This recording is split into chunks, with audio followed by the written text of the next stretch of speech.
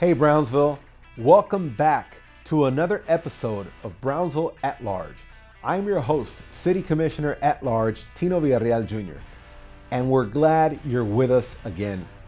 Today, we're here talking to the head of the Brownsville Community Improvement Corporation, President and CEO, Cori Peña. As you may know, BCIC is one of the City of Brownsville's two economic development units, this one being the Type B EDC. Brownsville Community Improvement Corporation, BCIC, is supporting growth for everyone, from small businesses and job creation to neighborhood investment and quality of life projects. A lot of that work starts with strong plans and strong partners. BCIC shared their strategic plan going on now through 2029, and it's a roadmap that lays out how we attract new investment into our local city, support local entrepreneurs, and build a more resilient, opportunity-rich Brownsville for the years ahead. Let's bring Cori into the conversation. Cori, thanks for being on the show. Cori, welcome to the set. I hope that you like kind of a little bit of what you see here. I know that people usually come here and the very first thing they freak out about is that cowboy hat with the charro behind you. That's tradition there. Exactly. So what do you think? I love it. I love it. It's very, you know what, for being in a studio, it's very homey and it very much represents Brownsville. Good. We need to get some BCIC stuff up here, right? I know. I was like, wait a second. We don't have my things up here. No. So people who don't know, Cori Peña is one of two city's economic development entities, and this is the BCIC, and she is the big boss there. I got to meet Cori a long time ago when I used to serve on BCIC. And today I'm very happy to have you on the show. I want you to get comfortable with the set. I want you to get comfortable with the conversations that we're having. I know that you guys just recently released your strategic plan that goes all the way through 2029. Yeah. But before we get heavy into BCIC and inform the public, I want to go ahead and just do a round of icebreakers just so people can get to know Cori a little bit better. Okay. And we're just going to go rapid fire. Whatever comes to your mind, go ahead and just shout it out there. We're going to have 21 questions. Very first one is, what is your go-to coffee order? My go-to is usually an iced latte. Iced latte. Are you a morning person or a night owl? Both. You know, I've been getting that a lot. I have to be a morning person because I have two kids. So I have to say, show an example of, being motivated in the morning. But normally I'm a night owl, but you see me up at 6 a.m. and I have to be all smiles. Well, I think people who sit in this seat at the show, they burn the candle at both ends. Yeah. So usually everybody's been answering that. Yeah. If you could only eat in one Brownsville taco spot forever, which one is it? Oh, that's a tough choice because that's depending on what you want to have a taco, what type of taco you want. I am going to go with Caracas for right now. Okay. What song instantly puts you in a good mood? I would say not a song, but a group is Foo Fighters. Foo Fighters, yes. I'm a rock and roll girl, and I love AC/DC. That motivates me. Favorite childhood cartoon? Bugs Bunny. Okay, I'm showing my age. What's one thing you wish people knew more about Brownsville? How great the people are. How great Brownsville as a community in whole. I mean, we're a big city, but we act like we're a small town. And I love that about Brownsville. I would agree with that. Yeah. A lot of hospitality. There is. Yeah. People who come here always tell me that. They go, I feel like everyone's so welcoming. Everybody just shows so much love towards strangers or, towards each other. And that's always been, I've been here 30 years and that's always been that way. Describe yourself in one word. Corny.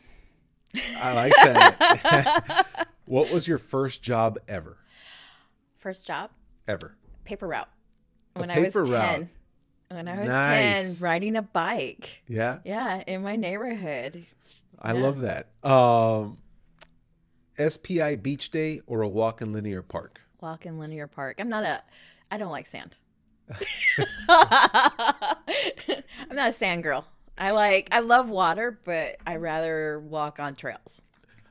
Secret talent or the closest thing to one? Oh God, I don't have a talent. Closest thing to one? Closest thing to a talent. Oh, that's a good question. I can twist a cherry stem in my mouth. That's There a you talent, go. I guess. That is a talent. I can't do that. And I can't sing. I can't dance. I can't play an instrument. So I always tell people closest thing to a secret talent.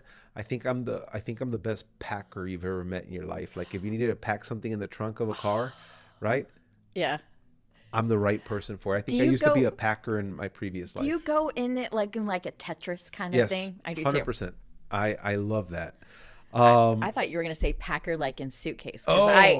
Well, that too. I do. You know what? I freak out when I have to pack. I can try to fit so many things into an area, and that includes from suitcases to trunks of cars to warehouses. Dinner with any historical figure. Who is it? Who would I want to have dinner with? Ronald Reagan. Ronald Reagan. Yeah. You know, the reason for that is when Ronald Reagan became president, you know, that was in my elementary years. And I think that was a first really realizing what a presidency does. And it was, I don't know, he just coming from, you know, his background to being an actor to going to politics. I think that would be an interesting conversation. I would agree. Any president, right? True. Yeah, any president would be a crazy conversation. What app do you use way too much? Instagram. Instagram? I don't post, but I scroll. You're on it? Yeah, I scroll. What is something that you're scared of? Scared of? That's a good question. I think what I would be scared of is, it always has to do with my kids, you know, making sure they have the right tools to succeed. And, you know, I do worry about them a lot. I'm making sure, you know, they're making the right choices, you know, even my 10-year-old son to my 17-year-old daughter, you know, making sure that, you know, I'm providing what they need. And that can be scary at times. That's real. That's deep. Mine is clowns. I'm with I have you on a that. big fear of clowns. Ever since I've been a kid, even to this day. Yeah. Yeah, I see a clown. No, I'm thank walking you. the other way. If you weren't doing what you do right now as public service, as someone who is part of the economic drive and of a city, what would you want to be doing? Okay, don't laugh. A librarian. A librarian. A librarian. Hey. I love books. I love being in the library. I love the quietness of it, but also, you know, it's people there. So I like to watch people.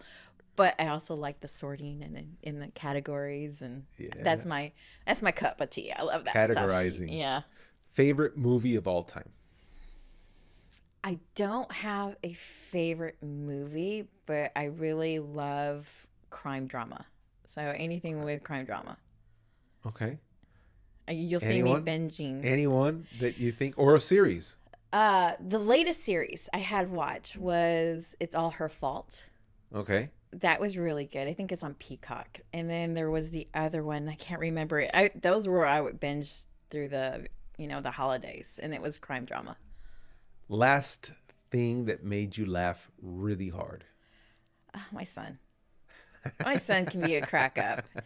You know, he's very witty and he has very fast comebacks. And for being a 10-year-old, man, things that come out of his mouth, they just crack me up. My daughter's also pretty sassy, so it keeps it very interesting in our house. What's your comfort food? Pasta. Yes. Italian. Never fails.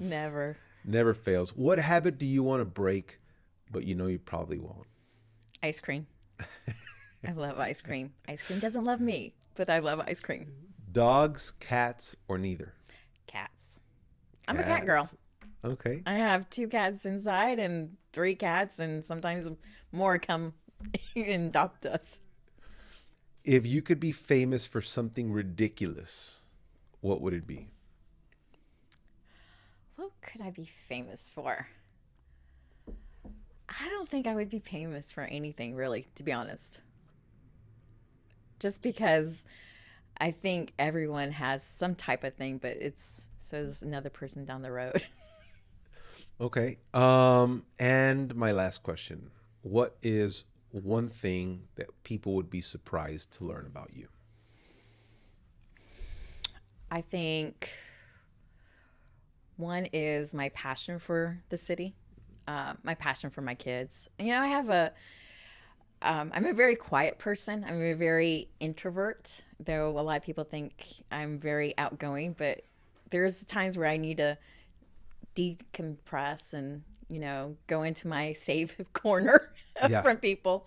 And I don't think people realize, it's a lot to take the responsibility of, what we're doing and making sure we're going in the right process. Well, Cori, again, thanks for being here. I really appreciate you taking time to be on the studio. This is a very informative podcast. So we're here to give the viewers, and when you want to speak to the viewers, obviously that's your camera. This is mine. I always try to tell people we're here to give information. Yeah. This is not an opinion based. This is not a gotcha. This is not a fake news. This is not a gossip podcast. We know, Lord, there's plenty of those all over the country, and especially now in Brownsville, they seem to want to keep popping up because they think it builds viewership. Some people even get paid. They like to do the stars on Facebook or whatnot. This is more about a platform to let people know about things going on in the city. And one of the biggest things going on in the city for me is our economic development and quality of life projects and our economic development companies. We have the Type A and the Type B. So let's just go big picture first, and then we're going to kind of break it down into what you guys are doing. Tell us more about BCIC and its purpose. Well, our purpose, like you said, we are fortunate enough to have 2 EDCs in Brownsville. Our sister organization, GBEC, they focus on, the traditional economic development. Well, we're your non-traditional. We focus on quality of life, entrepreneurship, and, how do we fund those businesses. So we do have finance programs. So we're fortunate enough that we get financed. We get funded by a quarter cent for each sales tax dollar that's collected here locally. And then for us is we put it back into the community. And how do we do that? We do that by investing in projects that help with our community, the services like your public parks, your open spaces, sports, recreational. Also, we focus on our placemakers. What we call those are, like the zoo, the children's museum. And then, it's really important to focus on our small business, our entrepreneurs, because they're the backbone of our community. Main Street. They are. 100%. They are. So I always tell people when they ask, like, so how do you guys differentiate that? I always say, look, when you look at the Type A is primary jobs. Yeah. Industry. Okay. BCIC is that. Your mom and pop, your Main Street, your local owners. 2 sides of a coin. Even new entrepreneurs that may be from out of town. That doesn't mean you can't be from out of town, but it's about developing the small business community and focusing on the infrastructure and the quality of life projects like parks, like you said, entertainment, sports. It's at the end of the day, both organizations, it ends up being some type of job creation. Correct. Why is it important for you as CEO to have a strategic plan in place? We need that plan, and we just recently wrapped it up, and we announced it to the community this past summer. The reason for that is it helps hearing the community's voice.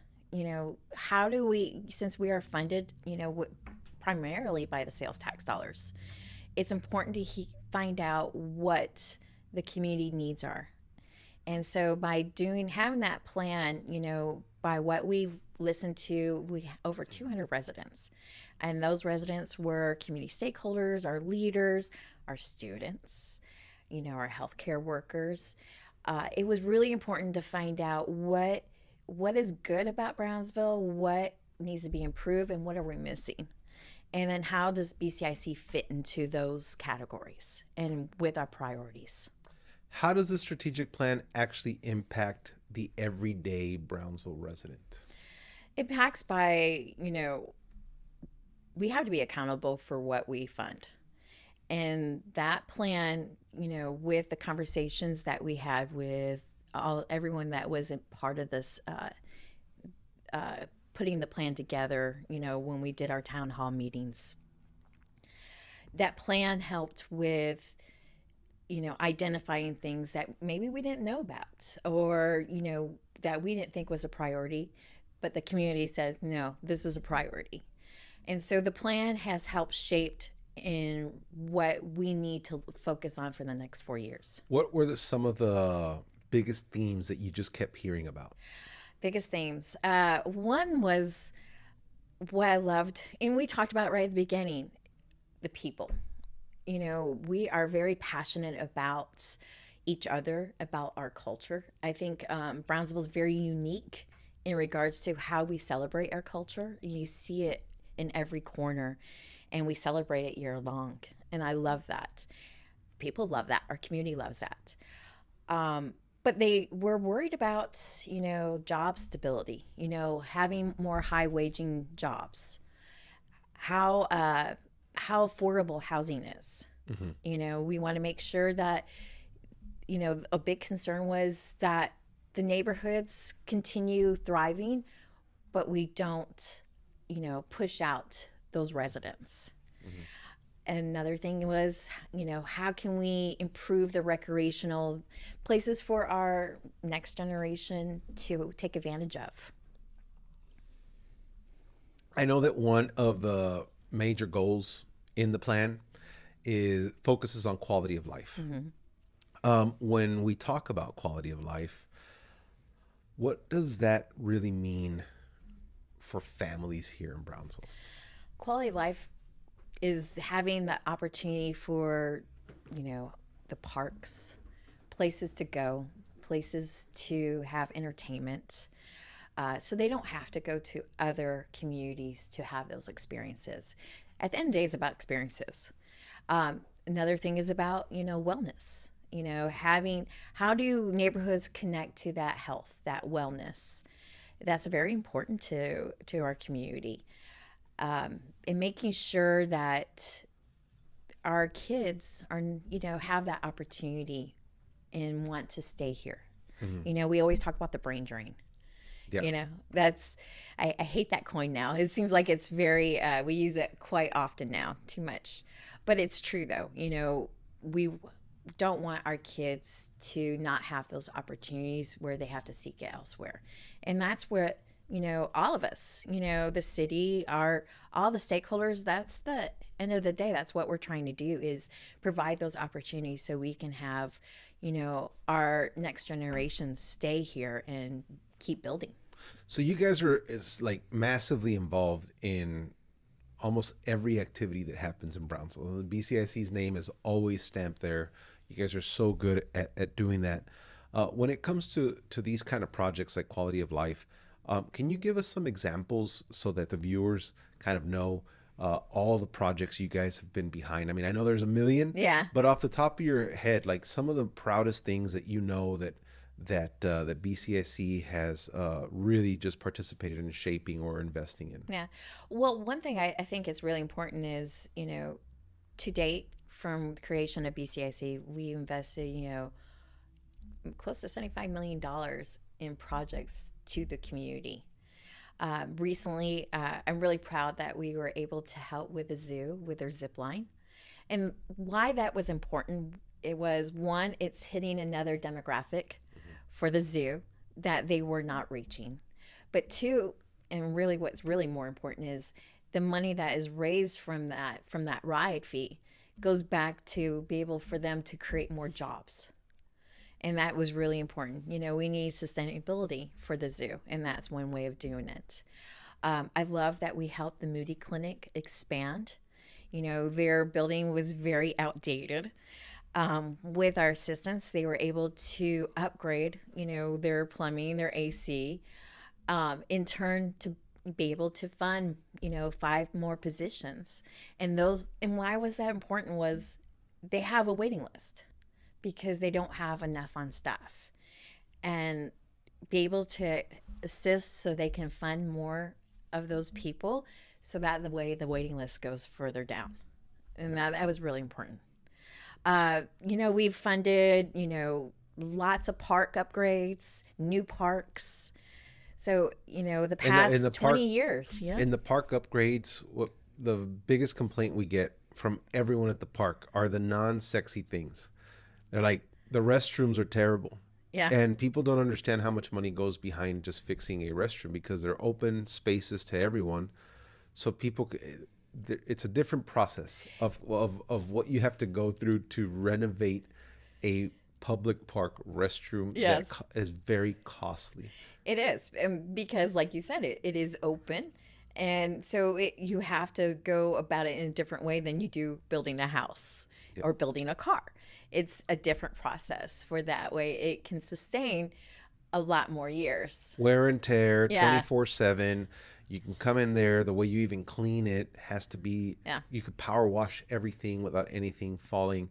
It has to be protected from liability standpoint, so people can hurt themselves. Damage. And create damage and tear something down. So many things. But again, you guys have always just played such a pivotal role from the beginning. Some people don't know the history of BCIC, and BCIC's history starts with the biggest park in Brownsville, which is the Brownsville Sports Park. Yeah.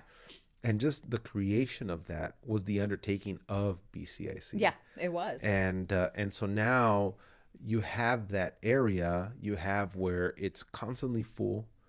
You guys have invested also in lights for Oliveda Park. Yeah. And what that does for the community that utilizes Oliveda Park all the time.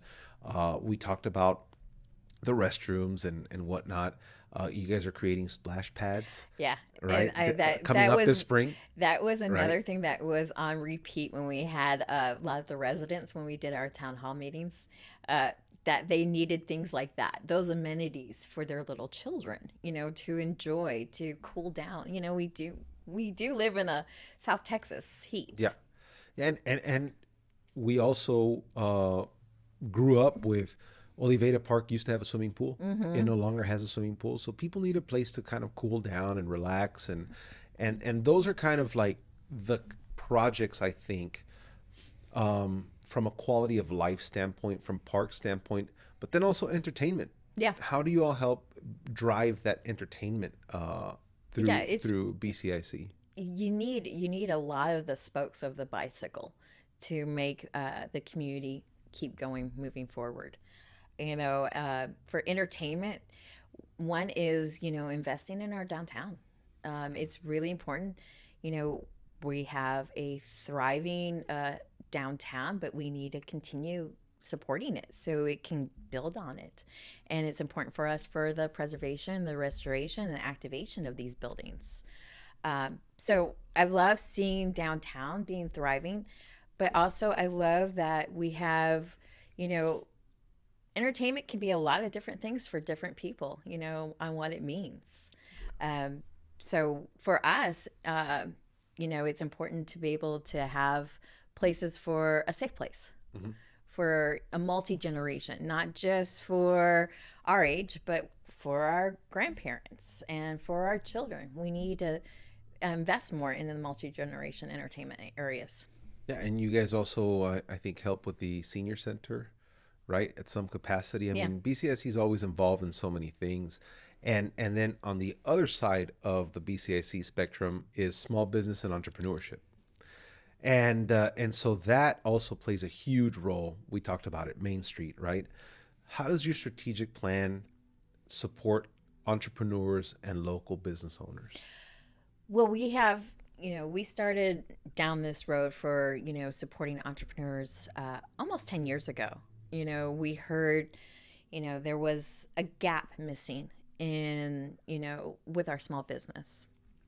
And so we started this down the road, and we're very fortunate enough to be able to partner with many people. One, our biggest partner is UTRGV. And through that, the plan has identified, how successful, how we've already impacted, our local entrepreneurs and small business.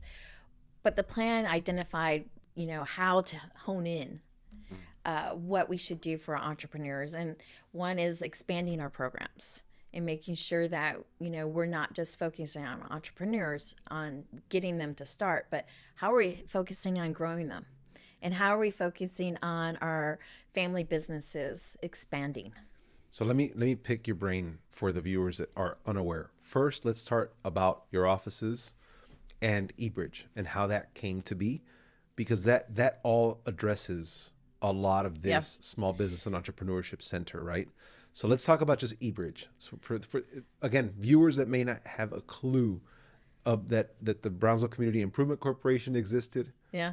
We're kind of diving into it. And then what is eBridge? And then what is eBridge? eBridge Center of Business and Commercialization is a building that we were fortunate enough. It was a city-owned building. It was the former Casa de Nalan. And it's been vacant for many years. And, with our partners, UTRGV, they were doing the programming. They facilitated the programming, but they were scattered. They were scattered all through Brownsville, or even some of the programs they had were not even here in Brownsville, being one of the biggest cities, the biggest city in the valley. So with that came the idea of, well, let's put it all under one roof. And it was fortunate enough, UT was looking for a new home at the time. And now being open almost 3 years, in March will be 3 years. I always say it's a one-stop shop for entrepreneurs and small business. We're building an ecosystem there, so support system for entrepreneurs who have an idea, but they don't know how to get started. We hear that a lot. They have the idea, but they don't have the resources. They need help with fleshing out how to get from A to Z. Mm-hmm. We help with that. For the small business, they want to scale. And so with eBridge and with all the programs, and then we also have finance programs there with our eBridge fund. So that helps with the scaling. And again, it's creating more jobs at the end of the day. So it's like a small business incubator meets a training site. It's meets all of the above. And then we also think tank. Yeah. And then we also use it as a community place. Yeah. A place that we have workshops. We host RGV Startup Week every year. Yep. We're going on our 3rd year. We've gone to other communities, other cities, San Antonio, Austin, Dallas, and we looked at, they have these conferences for entrepreneurs. And then we're like, we can do that. Why not? And so right now we're the 3rd largest entrepreneurship conference in Texas. And it's only our 3rd year. Wow. And you guys also have the Million Cups? We do. Every Wednesday, we have 1 million cups. At what time? At 9 a.m. 9 a.m. at eBridge Center every Wednesday. And it's a great way for not just entrepreneurs, but the community itself. Come and you hear 2 speakers. You hear 2 businesses talk about their journey. And as a listener, our job is, what can we do for you? At the end. And anyone can attend, correct? Anyone can attend. It's a great time. I'm really impressed of how big it's gotten. We've been doing that also for 3 years, and it's 1 out of 100, and it's nationwide. Every Wednesday at 9 a.m. Every Wednesday. Wednesday. Anyone looking at just even inspiration sometimes, right? Just show up and drink a cup of coffee, listen to the 2 speakers. It's a ask some questions. Great networking opportunity for anyone, and it's a great way to meet your community. Grants. You guys provide some small business grants. We do. Are there any I think there's an open right now grant or We something like have, that, we right? do actually, we do a few grants. Okay. So one grant is our quality of life grant. Outside what we give the city, we also put in a pot for community to be able to apply for quality of life grants. And that's to support, parks and open spaces, businesses that want to expand. And so we just closed that out. Okay. And what's great is it was our largest intake of applications this year, largest that we've ever done. And the request is, it's wow. Yeah. Unfortunately, it's You more have than what we have, but hey, it's all good. Then we have our big grant. We love our acronyms. Our business improvement and growth grant, and that is focused on downtown. And the reason we do that is why we focus that grant for downtown is, again, I've seen, it's about preservation, the restoration, activation of our downtown. We need our downtown to continue to thrive. Is the big grant, does that have a timeline, a deadline? That one's an open cycle. So cycle? anyone can apply at any time. And then usually it takes us 30 days to review. And then from there, we then take it to our board. Any of our grants go to our board. We have a 7-member board, and they are the ones at the end of the day. We put in our recommendation, but they're the ones who either approve or, want more information before we move forward. Any type of other grant? We do have also, if a business has gone through our programs at eBridge, we have a small advancement fund that helps with, getting their startup going. So we have that. And then we have our eBridge loan, which is unique in its own because it's the only revolving loan fund in the Valley. And when we say revolving loan, it means when we loan out something, every payment they make, we're able to do another loan for the community. Proudest, because I know some success stories, right? Yeah. You want to share a success story that hits home, that kind of talks about like all of these grants and the one that always comes to my mind, and this was during COVID, we were able to pivot very quickly in regards to COVID and how we can assist in keeping businesses open or learn how to do something new because of what restrictions were put out there during those times. I love that we were able to have funding available for them to be able to keep jobs, their doors open. Keep those employees employed. There was one we were able to fund, and I gave them a call and saying, hey, we're about to cut the check. It was approved. And it still brings me to tears. That person was about to close their doors. They were literally a day away of closing their doors. So that funds were able to help them keep their doors open. And now they have expanded. So that we do have an impact. And just hear it first thing to, hear their stories. Every business, has a journey, and I love hearing their stories. And that's what I love about eBridge. Yeah, there's some startups that are now like statewide, and some have even gone national. And they're from literally like from little Brownsville that started there in the eBridge Center as just as a brainstorm idea. Yeah. What I really like is, we've helped a lot of businesses, Hair and Holly downstairs, Jolie Petite. But, the collaboration they form with businesses supporting other businesses, I love that. And I think that, and I don't want to take all credit for this, for eBridge, but I think be able to have that ecosystem at eBridge, they were able to make those connections and seeing how they're innovated, to support one another. Yeah, everybody needs a support group. Yeah. And people going through the same things that you're going through, right? Those growing pains. My final topic, Cori, for people is you kind of brushed and talked about a little bit of downtown and the big grant and how restoring downtown buildings and bringing them up to speed and so that people can continue to enjoy that.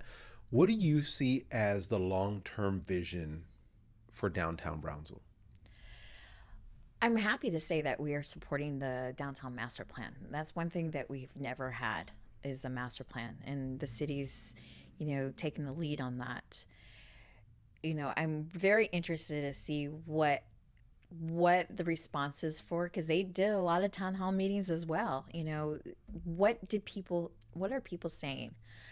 For me is, seeing our investment thrive, making sure those businesses, have that support system so they are still there 5 years down the road. That's important. That's an investment for us. Love seeing, now seeing more bigger organizations, companies take a look at downtown. Mm-hmm. Seeing that, there is a support system for them. Good. How important do you think the public-private partnerships are going to be kind of moving forward? We have to have a private partnership for things to have that real impact. We can't just do it on public funds because, public funds are scattered. There's priorities. So we need that private partnership to help with, moving things forward, moving that needle forward. Mm-hmm.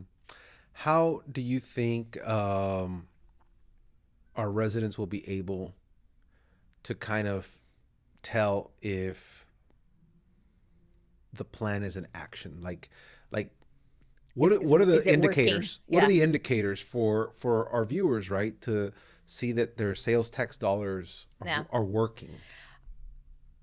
I say first is, how are we being accountable? How are we being transparent on how we're using the funds towards that plan that's been identified? And that is on BCIC informing the community. Here's what we've done. This is what we've done this year. This is the impact we've done. But visually is more important, I think, for the community in itself.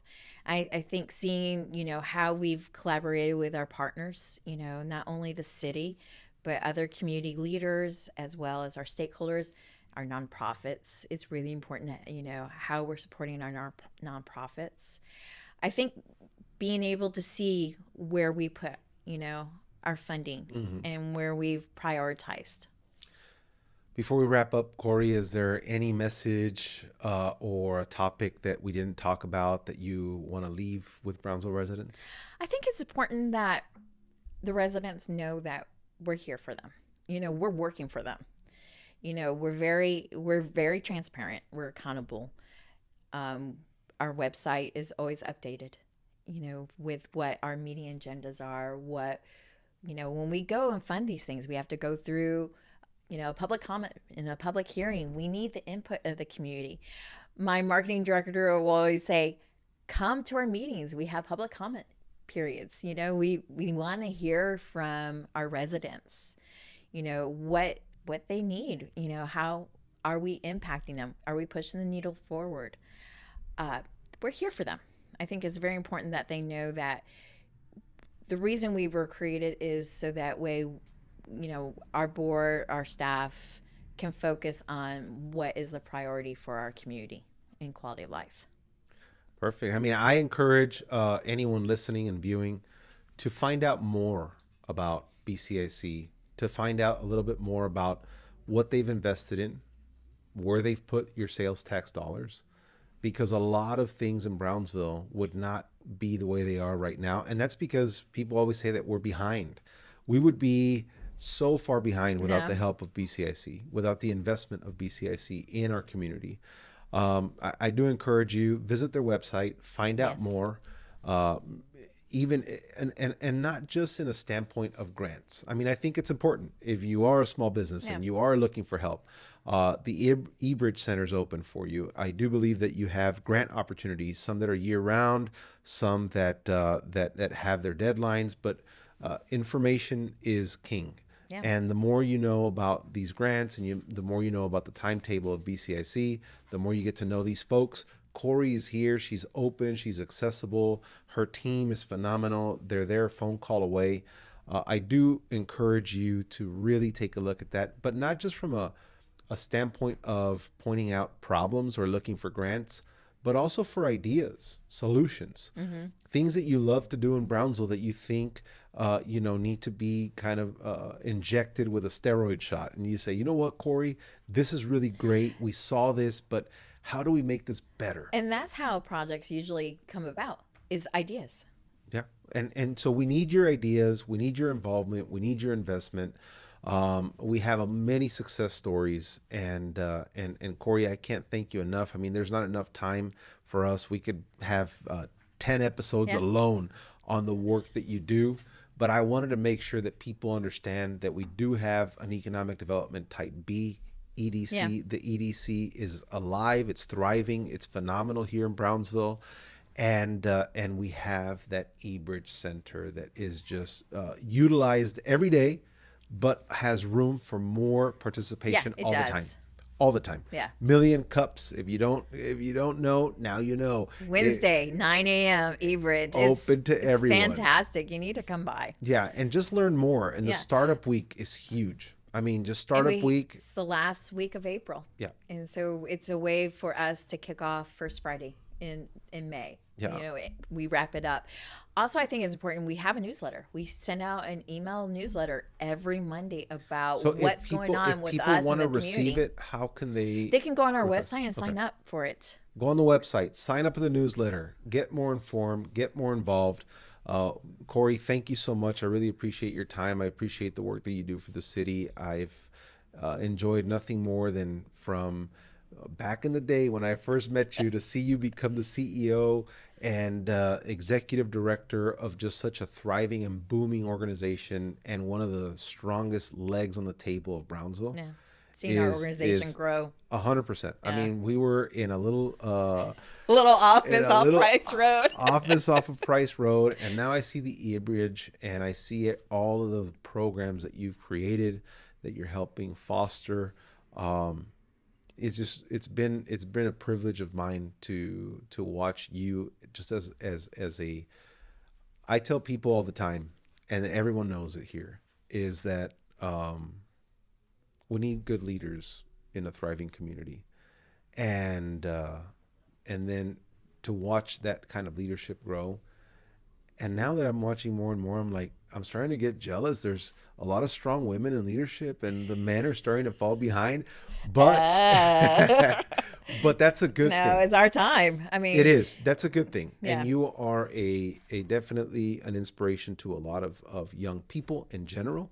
I know that I work with a youth advisory board, and you guys have been great in kind of involving the youth advisory board and engaging them. Yeah. And they're just inspired by your leadership, but also a role model for young women too, to look at executive director CEOs of these major organizations and go, you know what, I can't wait to be the next. I can't wait to surpass that.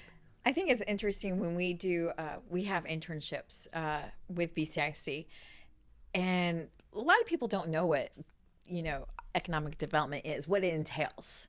They really think of your traditional EDCs and, they're bringing, those businesses to the community.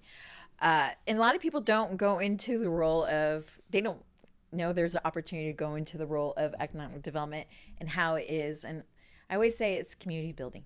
That's what economic development is. We're building our community. So yeah, it's really important for not only young women, but everyone to know the impact of being in economic development. You're writing the narrative of Brownsville. Yeah. Right? From all levels. Yeah. So it's fun. It's a fun time. I love seeing how much progress in the 15 years that I've been with BCIC. 15 already. 15. It's going on 16. Wow. Well, Cori, once again, thank you. Ladies and gentlemen, that wraps up this episode with Cori Peña, CEO, Executive Director, Brownsville Community Improvement Corporation. We hope you enjoyed it, and we'll see you here next time. Thank you.